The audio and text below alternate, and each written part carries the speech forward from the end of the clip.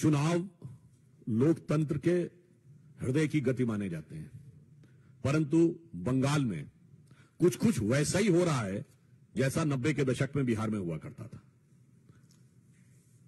लोकतंत्र के इस पर्व को रक्त रंजित करने के जितने कृत्य बंगाल की सरकार ने किए हैं, वो एक के बाद एक संवैधानिक उपकरणों से एक्सपोज होते जा रहे हैं। यदि तृणमूल की सरकार यह बात कहती है तो यह निर्णय तो न्यायालय ने लिया है।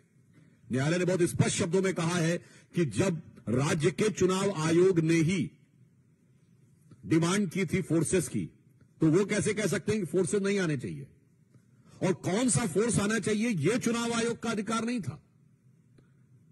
चुनाव आयोग यह मांग सकता है कि मुझे सुरक्षा बल चाहिए, कौन से चाहिए, कैसे चाहिए, यह उनका अधिकार नहीं है। यह प्रश्न करने का अर्थ होता है कि उनके मन के अंदर का जो भाव था कि वो दुरुपयोग करना चाहते थे।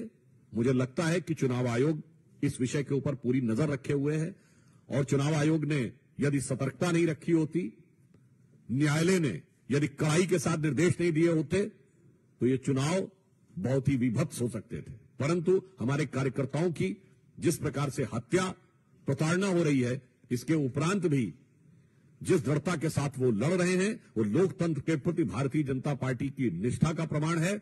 और जो कुछ पश्चिम बंगाल की सरकार कर रही है, वो लोकतंत्र को किस प्रकार से सत्ता का दुरुपयोग ही नहीं, सीधे हिंसा के द्वारा प्रभावित करना। क्योंकि पिछले चुनाव में एक बहुत बड़ा हिस्सा था जिन्होंने वोट, मतलब सिंगल नॉमिनेशन हो गया था, अनअपोज।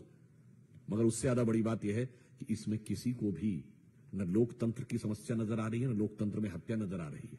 क्योंकि ये सब वो लोग हैं जिनको किसी भी प्रकार के कृत्य में बस भारतीय जनता पार्टी और मोदी जी के विरोध का सुंदर संगीत नजर आता है।